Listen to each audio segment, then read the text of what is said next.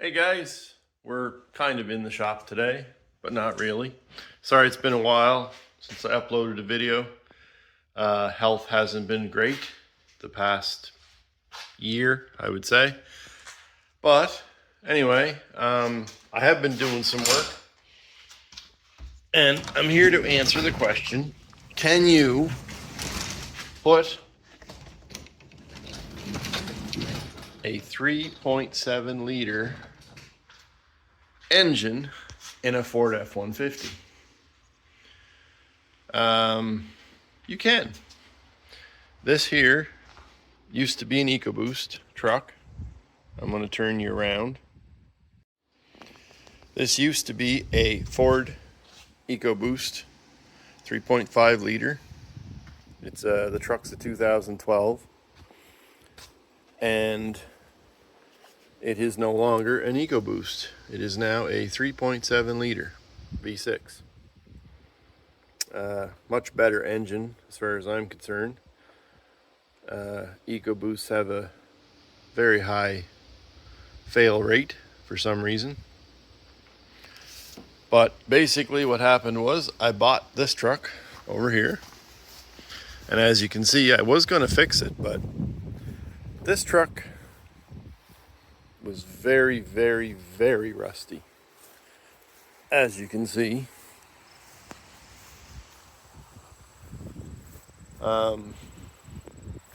There's the old EcoBoost engine. But yeah, it was in very rough shape. The only thing surprising that was decent on it was the frame. Now I have taken some parts out of this. A friend of mine needed some parts, so he came and got a few parts out of it. But yeah, it was bad, like really bad. As you can see, that's the ground. Yeah, so,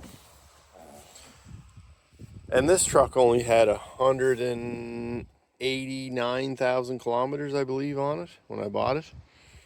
I bought this truck for $600. I think it was $600 I paid for this truck. Bought it almost a year ago now. It was back in October, I think, of last year that I bought this. But yeah, it's pretty rough. So basically I took the engine, transmission out of this. I split the engine and transmission. And I took the engine and transmission out of this and I made it the 3.7 to the EcoBoost transmission. And it was a lot of work. I couldn't find a whole lot of information online about what to do to make this work. So there was a lot of trial and error.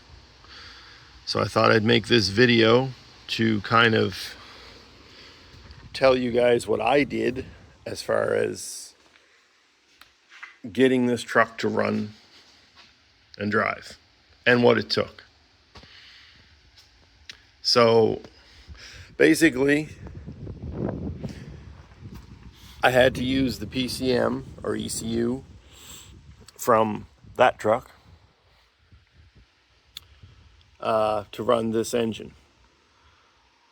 So what you're going to need to do is you're going to need the engine harness. So which one is the engine harness? This one here.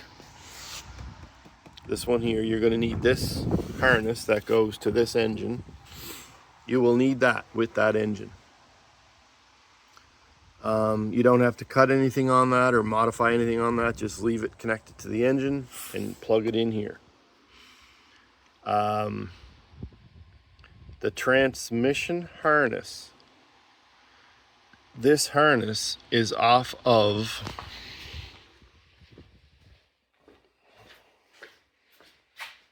this transmission. This is a two-wheel drive transmission. I just unplugged everything on that transmission and plugged it into the transmission on the four-wheel drive Ford EcoBoost. So that harness just plugs right in. And the interesting thing that I found out is the harness that makes the four-wheel drive work does not go through this ECU. These trucks have their own four-wheel drive ECU, which the harness for that is right here. This is the harness for that. So all I did was plug this harness into this connector, which it used to plug in right here, and then my four-wheel drive works perfectly fine. And that is a separate harness on the EcoBoost, at least on the 2012 Ford EcoBoost. It's a separate four-wheel drive harness that goes down to your transfer case and plugs in, and it controls basically your four-wheel drive system. So would have been nice to know that beforehand, but didn't do enough research, I guess, or I couldn't find a whole lot of information on it online. The other thing I had to do is this harness here, and that's why I say this is a lot of work. It's not an easy process.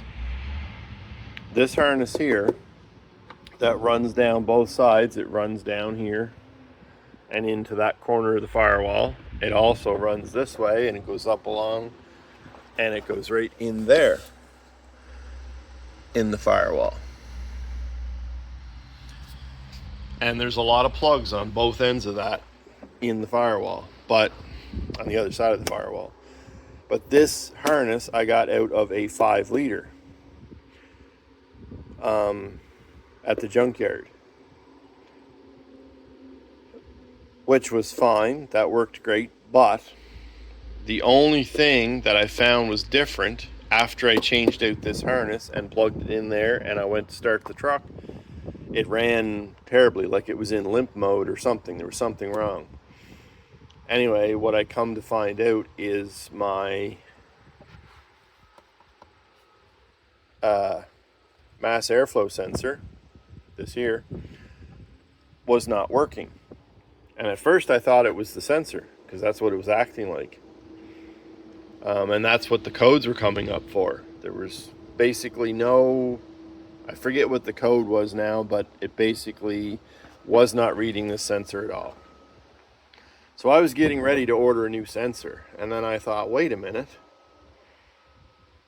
I changed this here harness. This is from a 5-liter. That PCM is for a 3.7 liter. I thought to myself, is there any chance that the wire going from here to this ECU is in a different spot on the 5-liter harness? So I checked the wiring diagrams, and sure enough, it was. And I'll show you the wire diagrams right now. So you can see here, these are the two different diagrams. This is the 3.7 liter.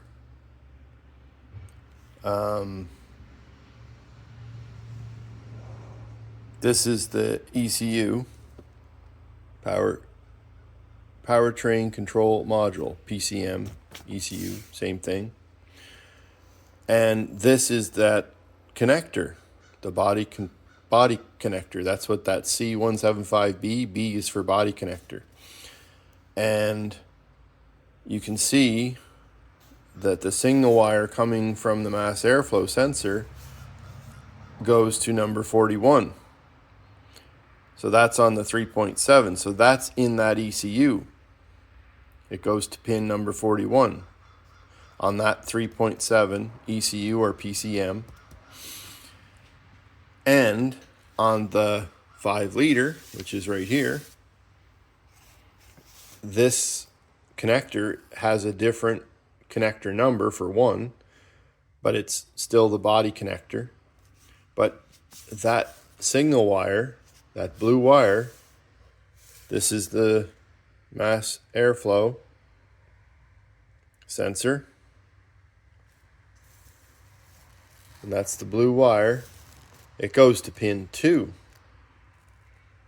So, and that's on the 5 liter. So because that wiring harness is off a 5 liter, this blue connector, or this blue wire, sorry, was going to pin 2 on the PCM.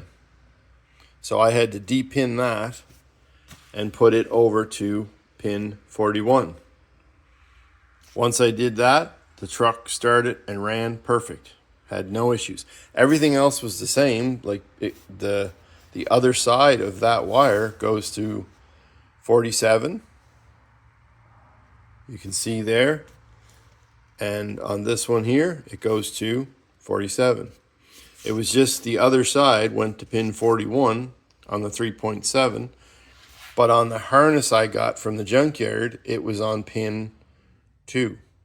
So I just basically took that connector apart, I depinned that wire, and I repinned it into number 41. Once I did that, the truck ran fine. So, had no problems. The other thing I ran into, and it probably could be fixed with Forescan. I don't want to go messing around with it too much. Because I changed the PCM and I had to use HP tuners to turn off the PATS system on that. That's the anti-theft device. So because I turned that off though, it now is getting a VIN mismatch coming up in the codes between the PCM and my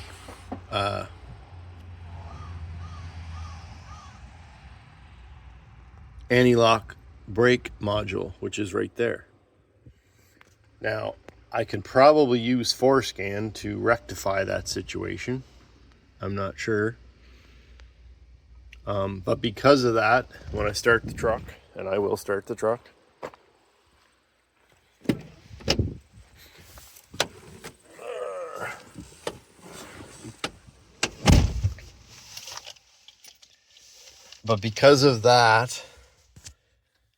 that VIN mismatch coming up, I have my brake light comes on my dash.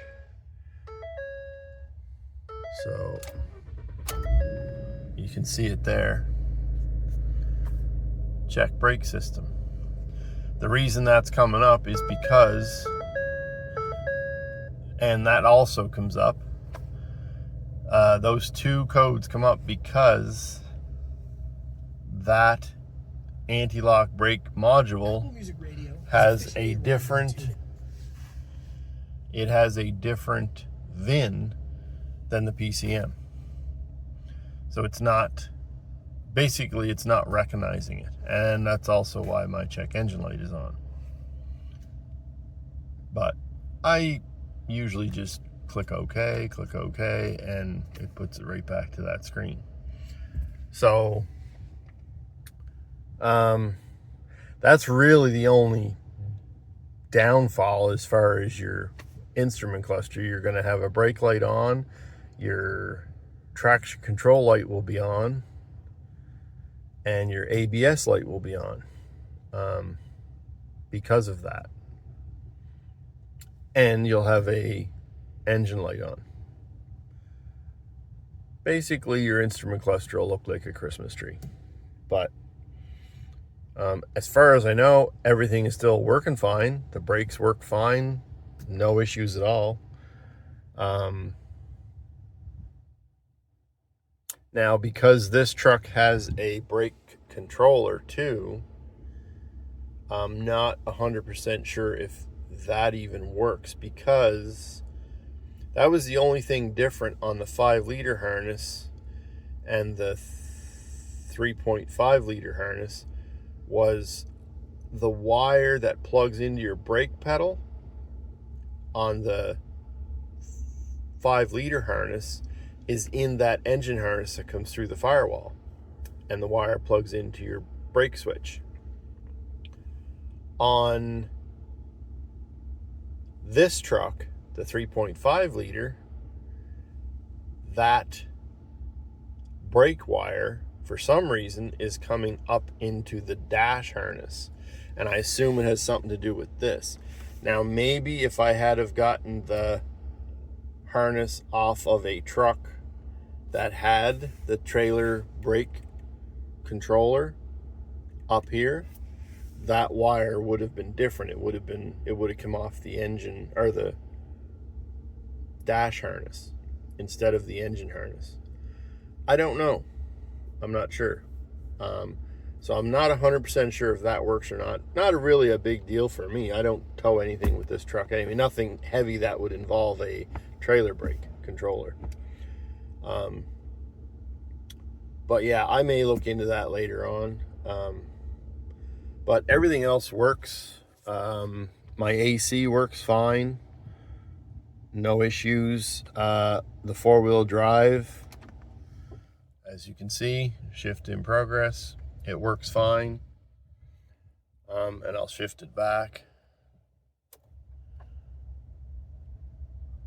There, I'm back in 2-wheel drive. And this truck even has a electronic locker in the rear diff. So if I pull this knob out, you'll see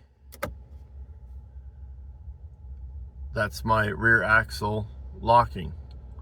So basically it's like a posi traction now. So that even works also. So yeah. So pretty much everything works as far as I know.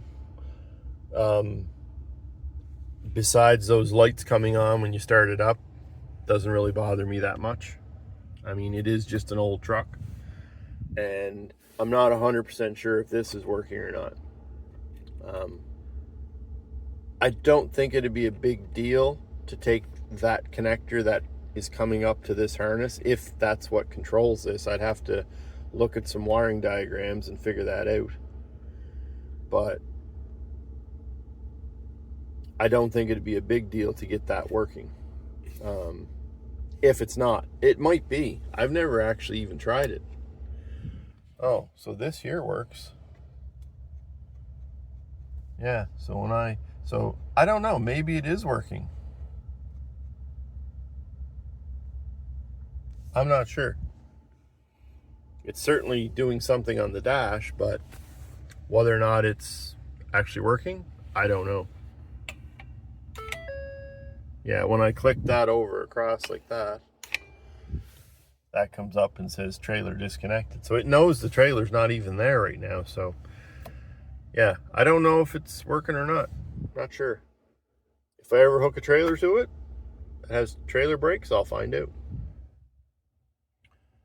But yeah, that's about it. And if I was doing it again, I think I would try and get like I'm going to shut this off. Oh.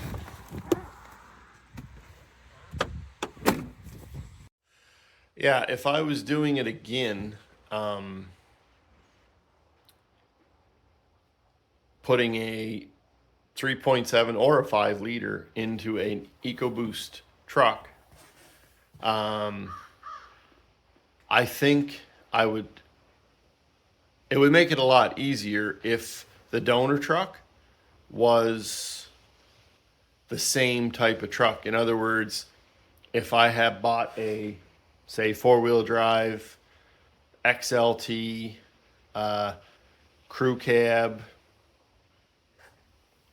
EcoBoost truck, I would try and get the same truck as the donor truck to put the engine, like take the engine out of the donor truck and put into this truck. It would be much easier and much cheaper, because then you could pull your engine harness out of that truck, put it in this truck, and also your ECU and everything would work a lot easier too. Basically, if I was doing it again, I would get like a 5-liter four-wheel drive truck, like an XLT, or try and get the same trim level, right? And that's what I would get first, is the donor truck. And then, because I mean, there's tons of these EcoBoost trucks around that have blowing motors in them. The motors are just shot, because they're no good. They fail. So yeah, like I would try and get a four-wheel drive donor truck. Then that way you'd know what truck to buy going forward in the EcoBoost version, as far as the trim level is concerned, and whether or not it's four-wheel drive or two-wheel drive, whichever. That's the only thing. That's the only thing I would do differently. Luckily, I have a junkyard that's not too far away from here, and yeah, so I got a lot of parts there for this, and plus I took some parts off of the donor truck and made it work. It seems to be working fine. Really no issues. Yeah, so that's my answer to, can you put a 5-liter or 3.7-liter engine in an EcoBoost truck? Yes, you can. And as far as the brake lights and stuff are concerned, the lights on the dash, you could probably get them to go out with ForeScan. Or I could take it to the Ford dealer and spend probably a few $100s or more and get them to do it. But for me here, where I'm at, it's not a big issue. I know in some places it might be hard to get it inspected if you got a brake light on your dash. But the brake light doesn't mean the brake system's not working. It just, when I read the codes for that, it's just telling me that it's a VIN mismatch. So there's nothing actually wrong with the brake system at all. It's fine. So, and I might attempt to hook up ForeScan, and because I do have it here, I might attempt to hook that up and see if I can, get those lights to go out. But for now, the truck's working, it's running fine, and I'm happy. So anyway, thanks for watching. We'll talk to you again.